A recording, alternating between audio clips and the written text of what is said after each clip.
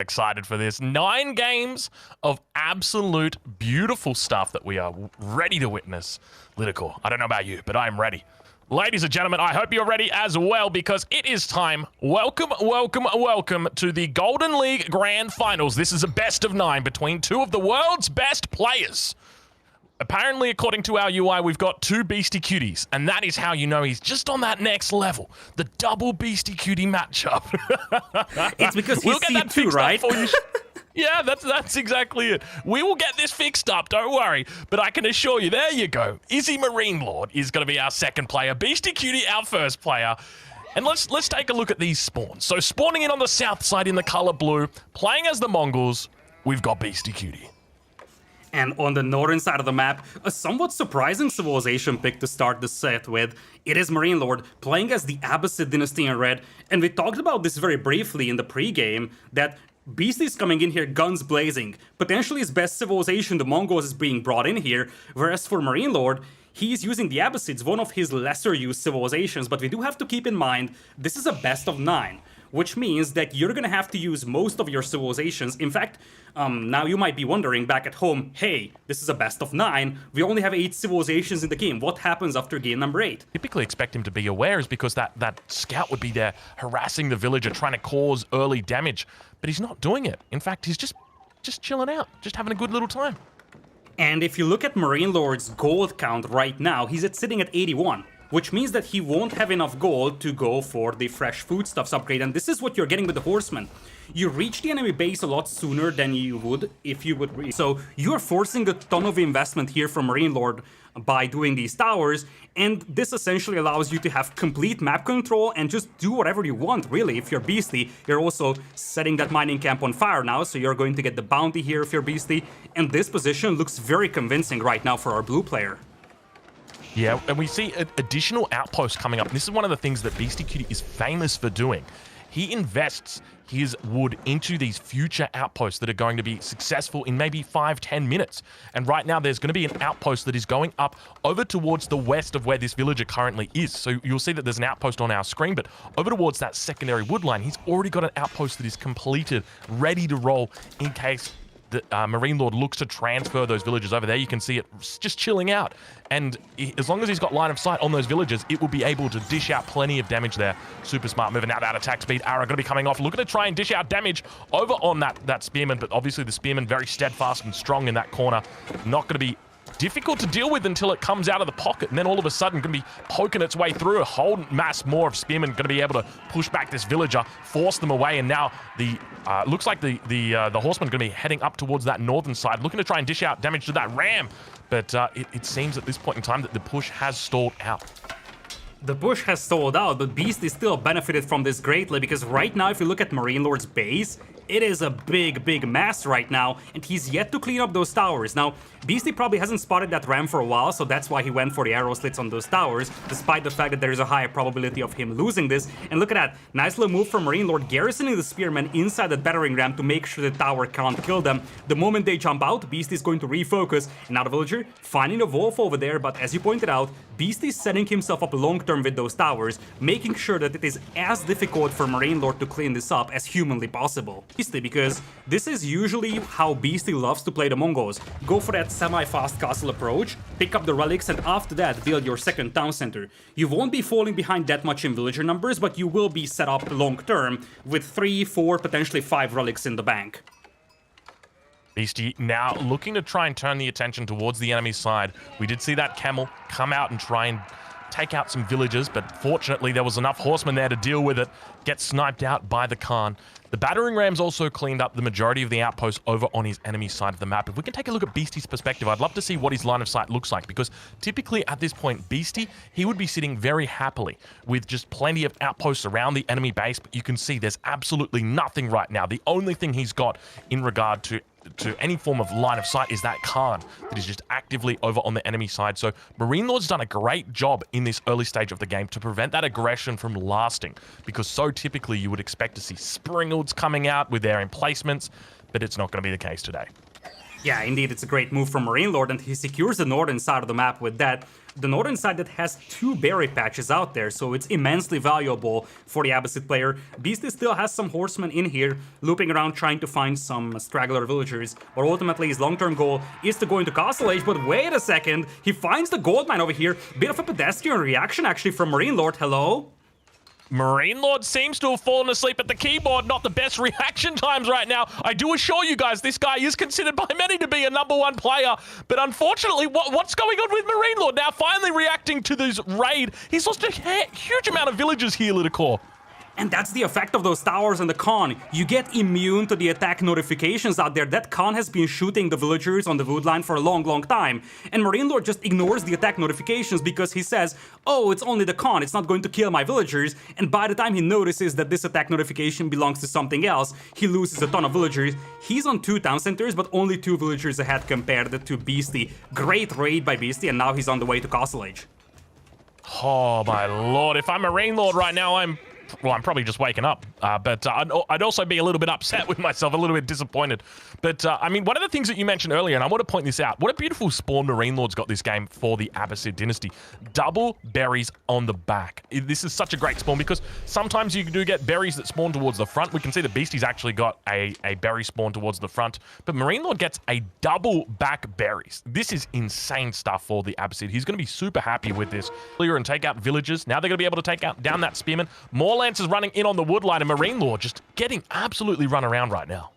Yeah, his base has more holes than Swiss cheese. He's trying to wall off the left side, but those Lancers are just tearing him apart right now. And it doesn't matter that you have a villager lead if half of your eco is idle, but holy smokes, he's only 7 villagers ahead compared to Beastyqt, and Beastyqt is working his way towards all those relics. Multiple barracks being added here. It's going to be a grand total of 4 barracks by MarineLorD. Holy spearman. The amount of spears that we're going to see here is going to be brutal. Beastyqt doesn't have any units that can fight them off right now, and that could be concerning, but it's also a very heavy commitment to just one type of unit here by MarineLorD. Wallalol in the middle now, going to be popping off, trying to take control of those spearmen. Fortunately, MarineLorD is paying attention, does get away safely from there, and pops the relic holding Monk inside that outpost to keep it safe a little bit longer. Very smart move from him. Now we can see that those spearmen are going to be turning their attention towards those Lancers, but at the same time, the Springald emplacement has come through on that outpost. It's going to be able to hold that position down very healthily. But looks like Beastyqt might have fallen asleep now at the keyboard. Fortunately, MarineLorD wasn't paying attention, unable to really get any good, decent stabs off there.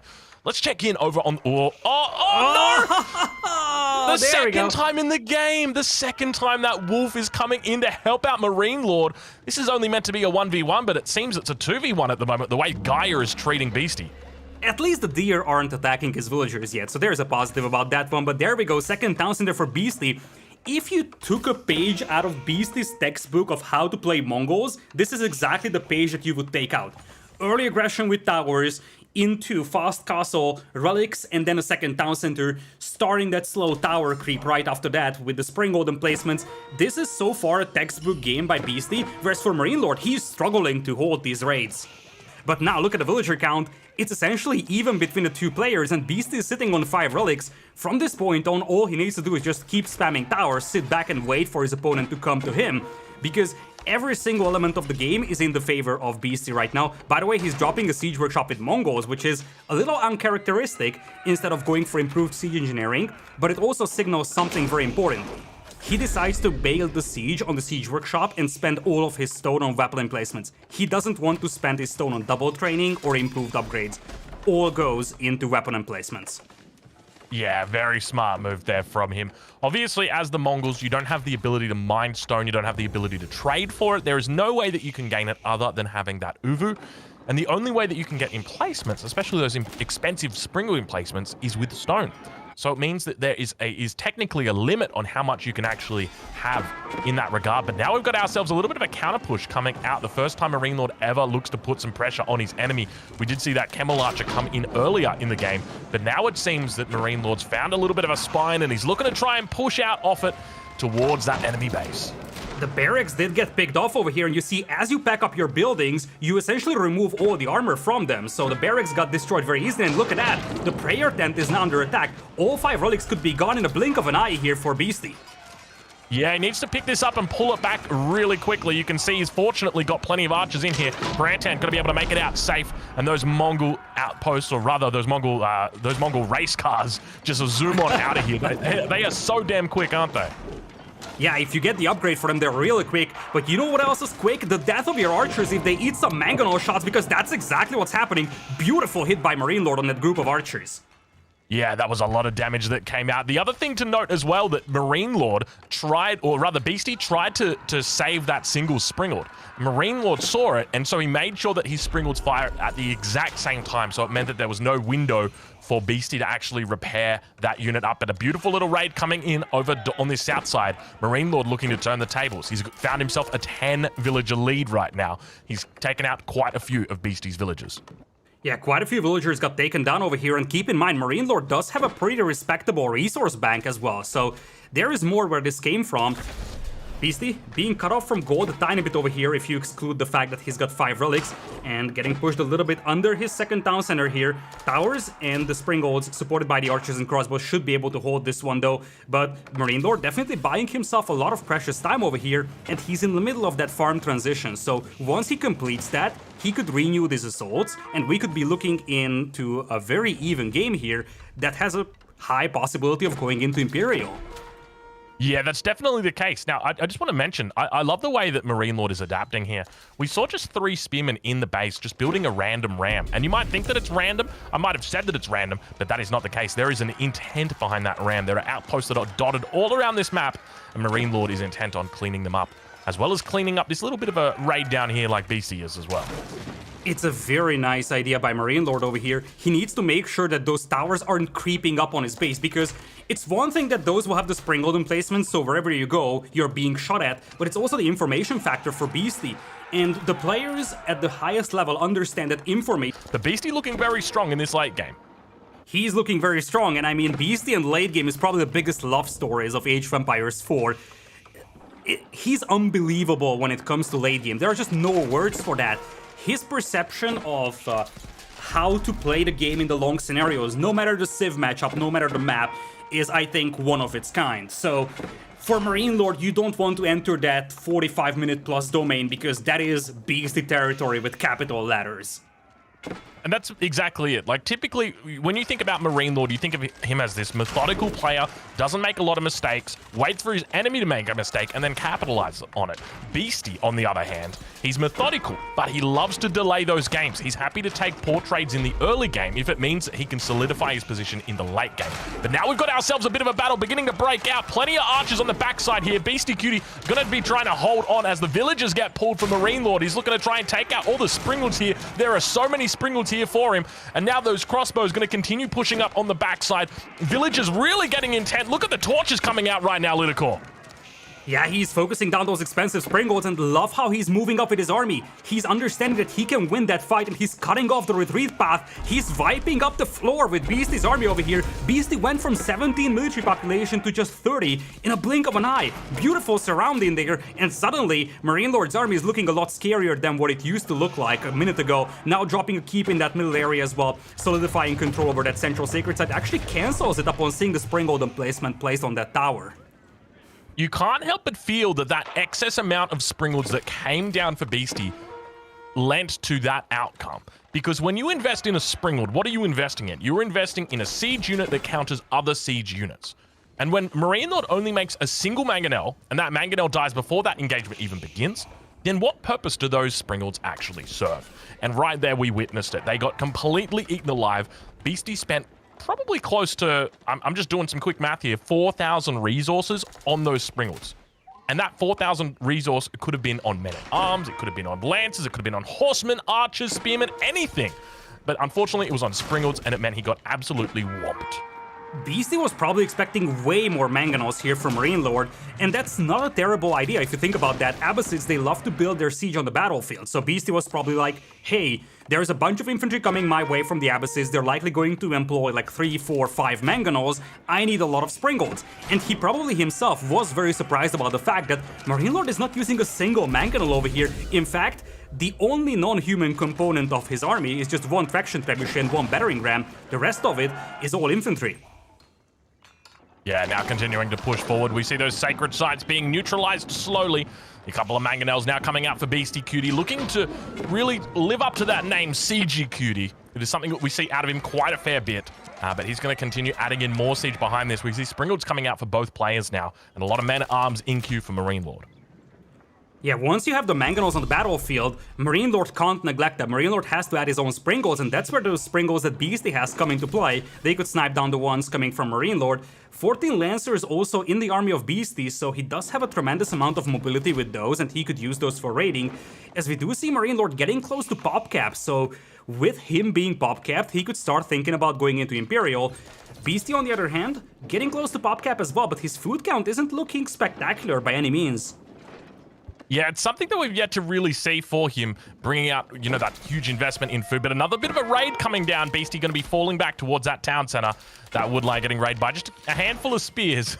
You know, in that previous series between the Viper and Puppy Paw, we saw a raid coming out with elephants. Now we get to see a spearman raid coming out. So it just seems to be a kind of, you know, a kind of day where anyone is happy to throw out any single unit. Anyone that volunteers for a raid, you are welcome to come. Indeed, any kind of damage that you can do on the eco is value, and those spearmen are rather cheap. They might not matter much in a direct battle, but they could mean a lot if you can kill a couple of villagers with them. But it looks like now Beasty is pushing up this front line over here. Springles are moving up, but where are the mangonels? Where are the mangonels here for Beasty? They are missing from the battlefield, and that could be a terrible scenario for him. Although not a lot of crossbows in that army for MarineLorD, and those lancers could easily overpower the archers. Yeah, things are starting to look bad for MarineLorD. The count on military is starting to look even better for Beasty. He continues to push towards his enemy base. The Lancer numbers looking very healthy, very happy right now. A single Spearman comes out, trying to dish out some damage upon those Lancers, but unfortunately the numbers are looking very, very good for Beasty. 3 trebuchets on the backside, 3 mangonels on the front line. There are plenty of units out for him, and MarineLorD is starting to struggle. And this is where those spearmen could actually come in useful. It's not a problem to send spearmen to raid if you don't need them in your army, but if you need them like this, it's gonna be a terrible scenario, and we could see for a brief moment that most of the spearmen, 17 to be precise, are down to the south for MarineLorD. Those would be so much needed in this battle against those Lancers. They could still do something over here, I guess, on the Ovu, but there are 2 Springald towers. Their impact on the southern part of the map is going to be much smaller than what it would be if they were here in the base of MarineLorD, because MarineLorD, he will need to take this fight very soon. His buildings are being trapped down. Yeah, it's a really difficult spot for him. There is so much siege coming out from Beasty, but ideally for MarineLorD, he just needs to get out a whole bunch of Springolds. He's sitting on 4 at the moment. Those units are making their way back towards the base of MarineLorD. At least they might go on a little bit of a raid party before they decide to do that, but Springold trades coming out. Players trading 1 for 1. Lancers on the front line, and Mangonel getting itself a little bit caught here, trying to reproduce and make a second Mangonel potentially.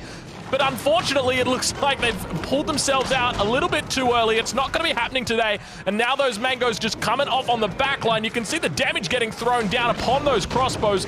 Going to be trying to keep themselves alive, but unfortunately, Beasty is still in a great position. MarineLorD simply doesn't have the firepower to engage those mangonels, and you see, here comes Beasty with 3 more mangonels. He's got a grand total of 8 on the battlefield. He's living up to that nickname of him being the Siege Lord, really. And right now, MarineLorD simply has no answer to that. This is such a tough spot for MarineLorD to hold, but if there's any civ that can do it, it is the Abbasid dynasty, because they have the ability to train those Springolds out on the field. He doesn't have to wait for them in the siege workshop. He can make it with infantry. But obviously, we can see them doing a little bit of a dance back there. It's going to be on the basis that you've got enough resources for it, and I'm just having a look at MarineLorD's bank right now. MarineLorD, make more Springolds! You can afford to make 10 Springolds. Get them out there. What are you doing, kid? He has a tremendous resource bank, but he simply can't put units on the battlefield because he's losing production buildings. He does have the infantry to bring siege into the battle with. But the problem is that Springolds now won't be enough either, because suddenly there's a bunch of crossbows rampaging his eco, and half of his economy will turn idle in a blink of an eye. Population 200 versus 160, and Beasty is turning on cruise control with that siege group. Yeah, and this is the timing that he was looking for. He goes into that single town center, picks up the 5 relics, gets out that second town center, and this is the window that he's looking for. This is the window that he hits. It was left open for a little bit too long, and Beasty climbs right through it and says, "G'day, mate, how you going?" Brings the entire army with him, and now he continues putting that pressure upon his enemy, and he is not letting up the gas right now. So many buildings being burned down over here, and keep in mind, the Mongol player gets rewarded for every single building set on fire. Just look at the amount of rubble that's in there for MarineLorD's base. That is hundreds of resources falling into the hands of Beastyqt just from burning down all those buildings, which is just going to strengthen this push even more. And we are reaching that critical mass where Beastyqt could consider diving the army of MarineLorD. Right now, 85 army versus 55. Springolds, however, hitting the field for MarineLorD. If there's a way back into this game, it has to be through those Springolds for MarineLorD. Yeah, that is the only way that he's going to be able to really keep himself alive or afloat. But the problem is the numbers are starting to stack up for Beastyqt. Have a look at how much food he's got. Have a look at how much gold he's got. There is the potential for an Imperial to come. And if Imperial comes, it is almost guaranteed that Beastyqt's first upgrade that he researches is roller shutter triggers, which changes everything in this dynamic because it means that he wins all of these siege battles by default because he's got that extra 2 range. I was thinking about Tithe Barns actually as his first upgrade. That would also be a pretty juicy one with 5 relics in the bank for sure. But instead, he's playing this one safe. I love how Beastyqt is approaching this one. You see, he's not intent on pushing MarineLorD's army. He just wants to make sure he does as much damage as safely as possible because, as he said, he's waiting for you to make a mistake. He's going into Imperial and he's going to say to MarineLorD, hey, you better come out of your base because if you're not coming out, I'll be moving in with an Imperial Age army in a matter of seconds. That's exactly it. He's got more than 20 villagers building that landmark now. It's going to be the White Stupa that's coming down because I don't even think he knows the name of the other landmark. What is it? The Kaganik Palace or something like that? Yep. There it is in the back of the base. The White Stupa coming down. All right. So my bet is roller shutter triggers. And your bet is Tithe Barns that he goes for first. Let's take a look and see what upgrades we've got coming in from Beastyqt because there's going to be a lot of them. Ladies and gentlemen, get ready. Here they come. 1, 2, 3, 4. I declare a thumb more. There it is. Roller shutter triggers and siege works coming in straight away for Beastyqt. Alright, you win with this one. It's of course understandable for Beastyqt to go for roller shutter triggers. It is a massive buff to his Springolds, and suddenly there's gonna be no chance for MarineLorD to win those Springold battles. Also, looks like he's gonna have some of the villagers intercepted in the middle. He's still close to 200 population, and his resource bank isn't looking that terrible. He's actually sitting on 5,000 gold. If he balances out his eco, he could go into Imperial himself, but the problem is that Beastyqt is already an Imp, and he's grabbing those all-important Imperial Age upgrades, including Elite Lancers and Elite Crossbowmen. And this is the timing window that Beastyqt will be looking for. If he can finish MarineLorD off right now in these next 60 to 90 seconds, it is going to be absolutely perfect for him because MarineLorD, he's going to be going up to that Imperial Age. We see that his numbers are starting to stack up in that top left-hand corner of your screen. And he's going to be thinking about the same upgrades that Beastyqt's thinking about. You know, those big upgrades like roller shutter triggers, siege works, really important elite upgrades as well. But obviously it is going to be a bit of a weight that he's got on his hands because the Abbasid dynasty unable to rush up any of their Age 4 landmarks because they take a little bit longer through the House of Wisdom, don't they? Yeah, a lot longer actually. It's 145 to wait, and that is a tremendous amount of time in such a game because you simply don't have almost 2 minutes to wait until your Imperial Age kicks in and then also grab your upgrades. By the way, there is Tithe Barns coming in here for Beastyqt, so at least I'm happy that he didn't forget that upgrade. It has become more and more popular, but guess what? Here comes the big battle, and MarineLorD, he thinks he needs to fight this one right now. Yeah, he's really intent on pushing out against his opponent. But ideally, this is something that you'd want to wait for. You've waited this long, and now the Mangonel's getting off plenty of shots on those archer balls. 164 population for MarineLorD. You can see the clump of archers that are dead on the ground right there. MarineLorD wasting away on the floor. This is not looking pretty for him. He's trying his best to escape and fall back. There's outposts. There's a little bit of long-distance mining coming in as well from Beastyqt on the south side of the map. He's looking a little bit like me right now, I gotta be honest, Lidakor. Sometimes I'll forget a lumber camp, and it just feels bad now. Beastyqt pushing once again very deep into the enemy base over here, going for that last big exposed gold mine. And one thing we haven't talked about is that MarineLorD is completely out of gold. He was amassing a ton of gold because he was mining that large gold mine on the left side as a madman. On the other hand, he depleted all the gold he had access to, and suddenly he's reaching Imperial with 2,000 gold in the bank, no more no less, with no rally gold incoming for him. Vroom Vroom cars are out. MarineLorD with 12 Springolds at the moment compared to Beastyqt, who's on 7. So that gives him a massive advantage when it comes to these trades. Imperial Age now coming through. We see roller shutter triggers immediately researched. We see elite spearmen, elite archers coming through. He's going for that big mass of trash units because he knows he's got no access to gold. 0 gold a minute right now for the French. But we do see that MarineLorD is slowly but steadily building up over on that western side. I said French, I meant French player, just to avoid any confusion. There is no French French civilization in this game. And good game gets called. MarineLorD says, I'm not even going to play it out. Beastyqt just wins. A little bit confused right there. What happened? Why?